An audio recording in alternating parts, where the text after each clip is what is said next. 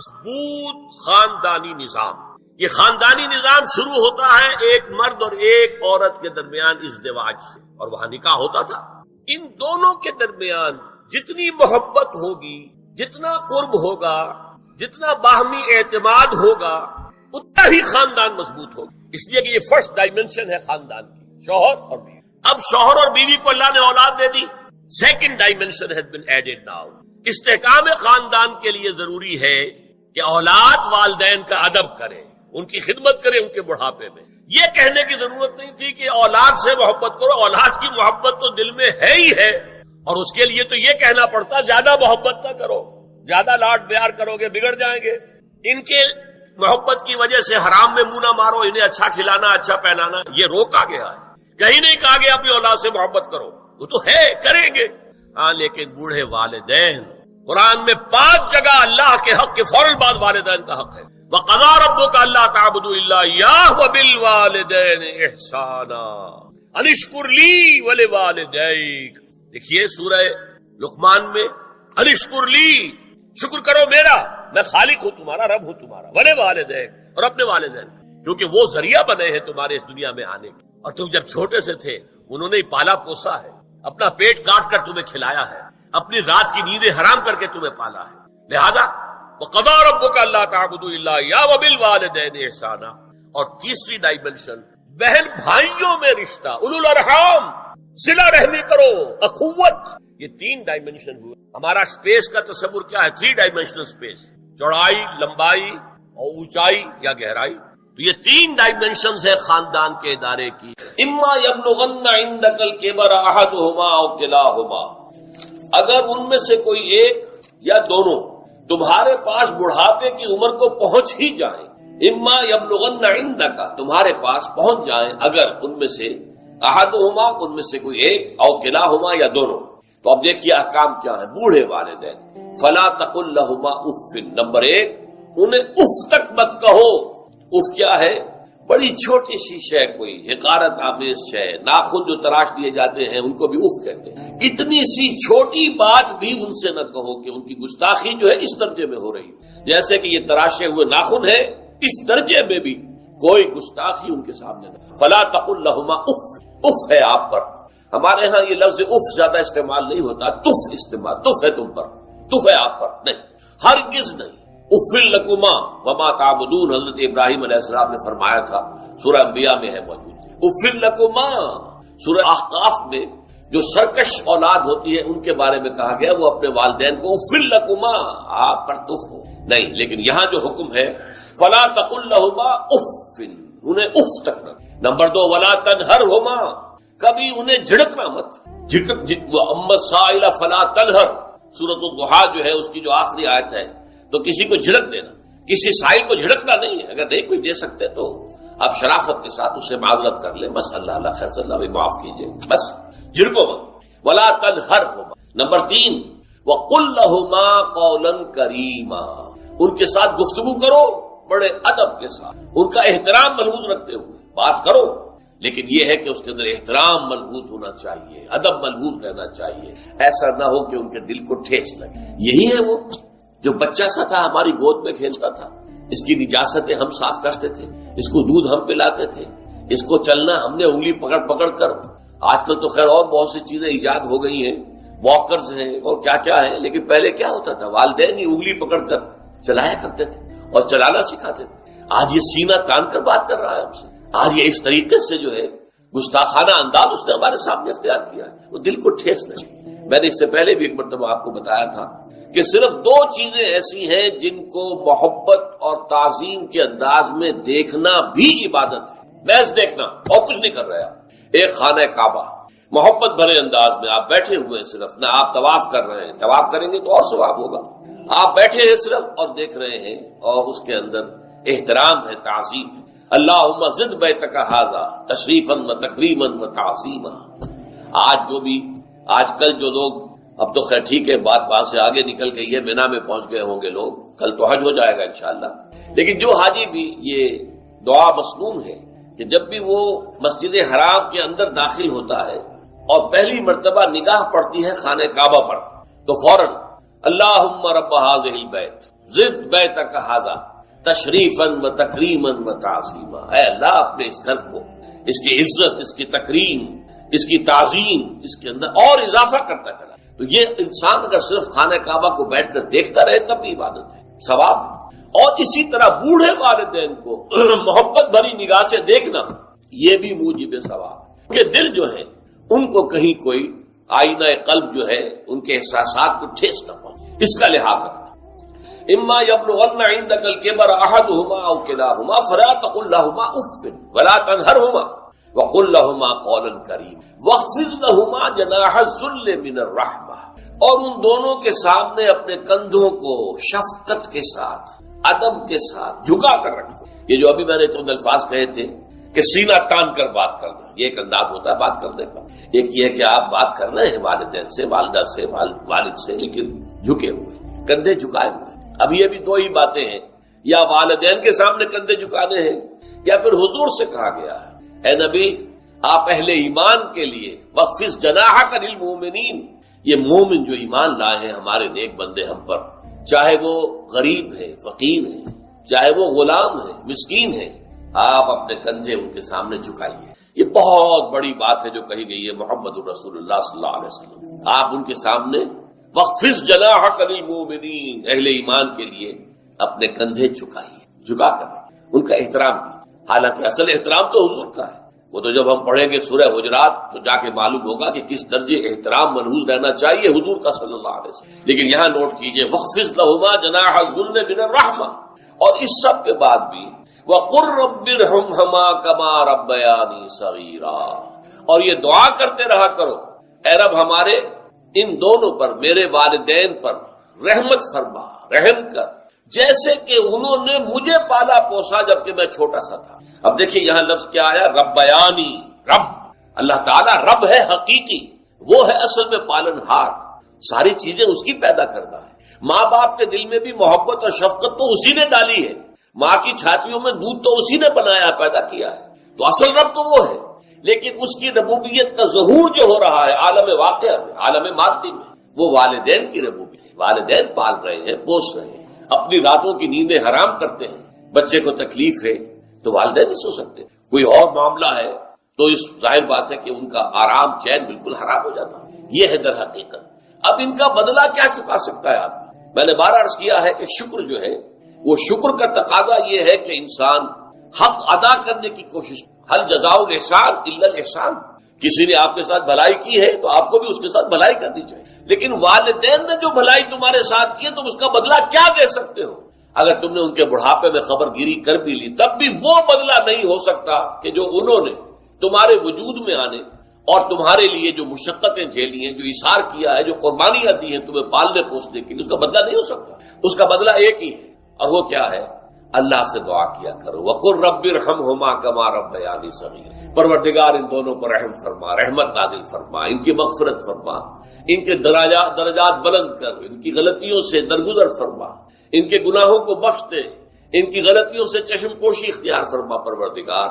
اور یہ در حقیقت میں تجھ سے درخواست کیوں کر رہا ہوں کہ مجھ پر ان کے احسان کا بہت بڑا بوجھ ہے، ان کے احسانات کا بدلہ میں نہیں چکا سکتا۔ وَقُلْ رَبِّ ارْحَمْهُمَا كَمَا رَبَّيَانِي صَغِيرًا، اور کہا کرو اے رب ہمارے، اے رب میرے ان والدین کے اوپر، بوڑھے والدین پر رحم فرما۔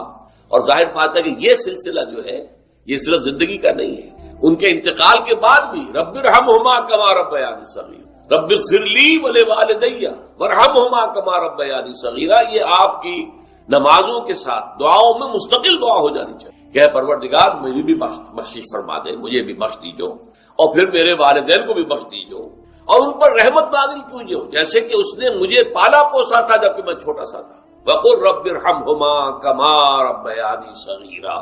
ابھی اس مضمون کا ایک اہم حصہ باقی ہے، اور وہ کیا ہے کہ والدین میں سے والدہ کا مقام جو ہے وہ 3 گنا زیادہ ہے۔ اس پر انشاءاللہ تعالی اب اگلی نشست میں گفتگو ہوگی۔ اقول قولی ھذا واستغفر اللہ لی ولکم ولسائر المسلمین والمسلمات۔ اللہ نے مضمون کی تکمیل کے لیے ووصینا الانسان بوالدیہ، اس سے پہلے سورہ عنکبوت میں آیا ہے ووصینا الانسان بوالدیہ حسنا، ہم نے انسان کو وصیت کی ہے والدین کے حق میں بھلائی کی، نیک سلوک کی۔ اچھا، والدین میں سے والدہ کا معاملہ والد کے مقابلے میں بہت بڑھ کر. والد تو آپ کو معلوم ہے جو بھی ایک تعلق ہوا بیوی سے، اس کے بعد کا جو سارا معاملہ ہے وہ تو ماں کے پیٹ میں ماں کا خون چوس کر وہ بچہ پل رہا ہے. حملتہ امہ وہنا علی وہن، اسے اٹھائے رکھا اس کی ماں نے کمزوری پر کمزوری جھیل کر. وفصالہ فی عامین، پھر 2 سال تک جوک کی طرح چمٹا رہا ہے اور اس کا دودھ پیتا رہا ہے، اس کی توانائی سک کرتا رہا. لہذا والدہ کا حق والد کے مقابلے میں ایک حدیث نبوی کی روح سے 3 گنا ہے. یہ بہت اہم نقطہ ہے. یہ ایک حدیث میں آتا ہے کہ ایک صحابی نے حضور سے پوچھا، حضور میرے حسن سلوک کا اولین مستحق کون ہے؟ فرمایا تیری ماں. کہا ان کے بعد؟ فرمایا تیری ماں. تیسری مرتبہ پوچھا، ان کے بعد؟ تیری ماں. چوتھی مرتبہ پوچھا تو کہا تیرا باپ.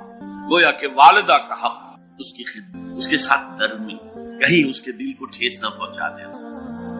اس لیے کہ بڑا سخت قسم کا نفسیاتی معاملہ ہوتا ہے. آپ کو معلوم ہے جب بچے تھے ہم تو اپنے والدین کی محبت کا مرکز تھے. ان کی ساری محبت ہم پر مرکوز تھی. ہم بھی ان کی شفقت کو مانتے تھے، محبت کرتے تھے. ہماری شادی ہو گئی، اولاد ہو گئی تو ہمارا ایک نیا مرکز محبت وجود میں آ گیا. بیوی سے محبت ہے، اولاد سے محبت. اب بوڑھے والدین کے اندر پیاس پیدا ہوئی محبت. یہی ہمارے ہاں ساس بہو کا جھگڑا جو ہے اس کی اصل بنیاد نفسیاتی ہے کہ ان کے دلوں میں پیاس. اب اگر ان کی دلجوئی کی جائے، ان کو وقت دیا جائے، ان کے پاس بیٹھا جائے، ان کی باتیں سنی جائے، تب تو ان کو کچھ نہ کچھ جو ہے تسکین ہوتی ہے. ورنہ ایک بڑا احساس محرومی شدید کا. یہی وجہ ہے کہ صرف 2 چیزیں ہیں جن کا محض دیکھنا تعظیم اور محبت کے ساتھ موجب ثواب ہے عبادت. خانہ کعبہ کو محض دیکھنا عبادت ہے. بیٹھ کر تعظیماً دیکھتے رہو، طواف بھی نہیں کر رہے، دیکھنا عبادت. اور بوڑھے والدین کو محبت بھری نگاہ سے دیکھنا عبادت. اب یہاں دیکھیے اللہ تعالیٰ کو جیسے کہ کسی جگہ پر فرمایا کہ ان اللہ لا یستحی من الحق، سورہ احزاب میں ہے کہ تمہارا طرز عمل نبی کے لیے تکلیف دہ تھا، لیکن نبی حیا کی وجہ سے تم سے کچھ کہہ نہیں سکتے. اور اللہ کو تو کوئی حیا جو ہے کسی حقیقت کو روک لینے پر آمادہ نہیں کر سکتی. تو یہاں اللہ صاف فرما رہا اشکر لی ولی والدین، پہلا شکر میرا ہے، خالق میں ہوں، والدین کے دل میں شفقت میں نے ڈالی ہے، مقدم شکر میرا ہوگا. ولی والدین، مخلوق میں سب سے زیادہ شکر والدین کی. اور یہ قرآن میں 5 جگہ آیا.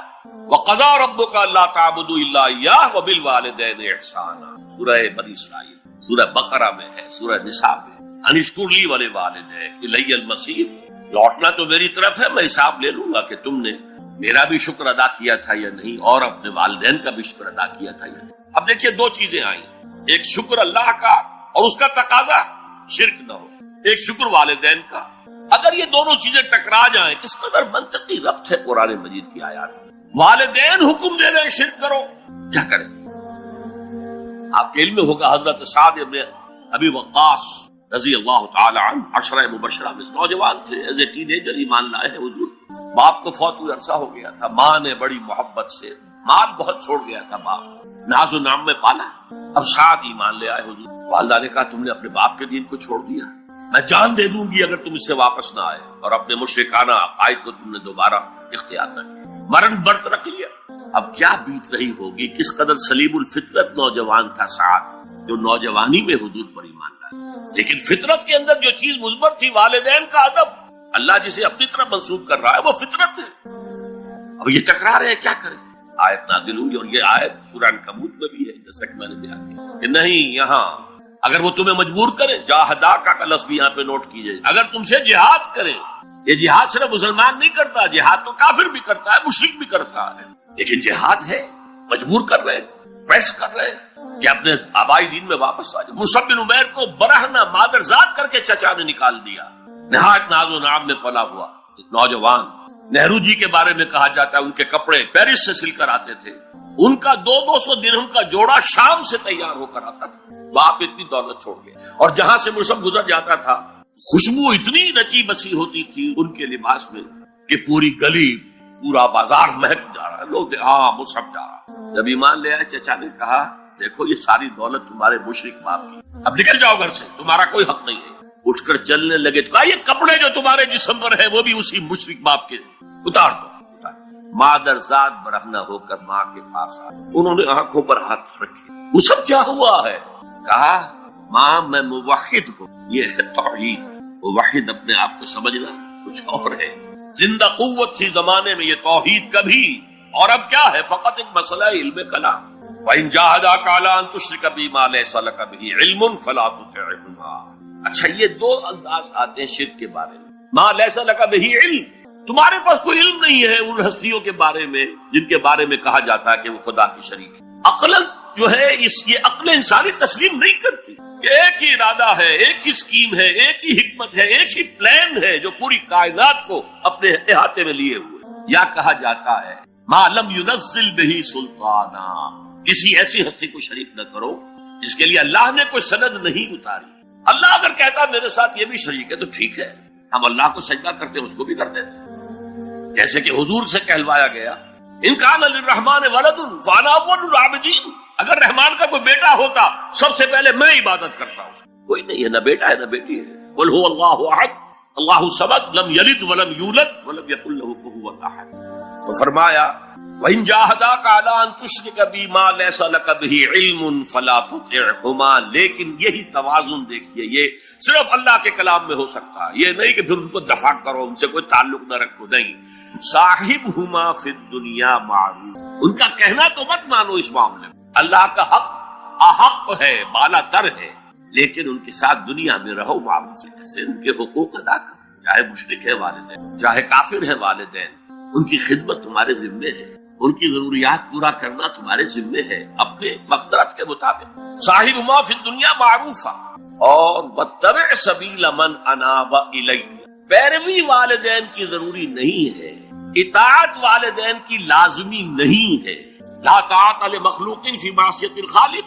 کسی مخلوق کی اطاعت نہیں کی جا سکتی اگر اس سے خالق کی معصیت لازم آ رہی. تو والدین کے لیے بھی ہے.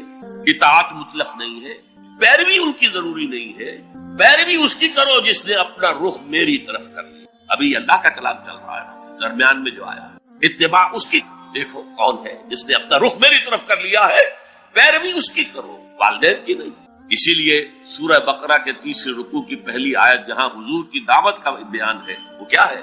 یا ایھا الناس اعبدوا ربکم الذی خلقکم والذین من قبلکم لعلکم تتقون. اے لوگو، عبادت کرو، بندگی اختیار کرو، پرستش کرو اپنے اس رب کی جس نے تمہیں پیدا کیا، تم سے پہلوں کو بھی پیدا کیا. تمہارے آباء و اجداد بھی تو اسی کی مخلوق تھے. جیسے تم سے خطا ہو سکتی ہے ان سے بھی ہو سکتی تھی. لہذا یہ دلیل نہیں. وہ کہتے تھے ما وجدنا علیہ آبانا، ہم تو اسی کی پیروی کریں گا جس میں ہم نے اپنے آباء و اجداد کو پایا ہے. تو آباء و اجداد کی پیروی ضروری. وَاتَّبِعْ سَبِيلَ مَنْ أَنَابَ إِلَيَّ ثُمَّ إِلَيَّ مَرْجِعُكُمْ. پھر میری ہی طرح تم سب کو لوٹنا ہے. فَأُنَبِّئُكُم بِمَا كُنتُمْ تَعْمَلُونَ. پھر میں گنتی کر کر کے نبا تنبیہ پوری طرح بتا دینا، آگاہ کر دینا. ایک تنبیہ ہے، وارن کرنا، ایک تنبیہ ہے. یہ ہے خبر دے دینا پوری طریقے سے، وضاحت کے ساتھ. نبا سے ہے. فَأُنَبِّئُكُم بِمَا كُنتُمْ تَعْمَلُونَ. جو کچھ